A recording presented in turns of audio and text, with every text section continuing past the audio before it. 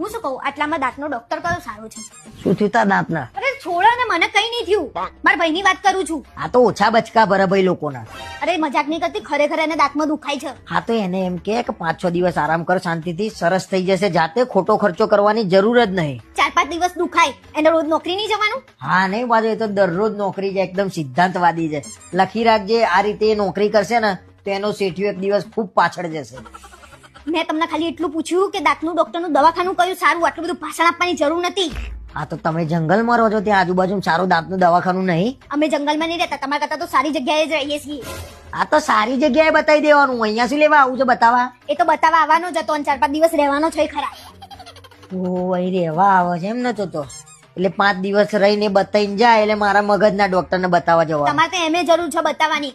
અને હું શું કઉ છું કે પૈસા આપો ને. શેના માટે? અરે એ બે આવે છે તો દાંતનું બતાવવાનું નહીં?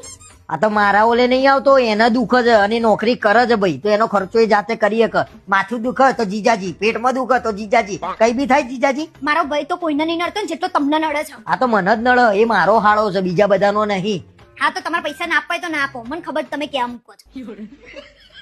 એ ભાઈ બેન કરું ભગત છે એક નંબરના. બહુ ના બોલશો ને તો દાંતનું તમારે બતાવવું પડશે, સમજે? અને પૈસા લઈ લઉં છું. ચોર મળ્યો છે એક નંબરનો.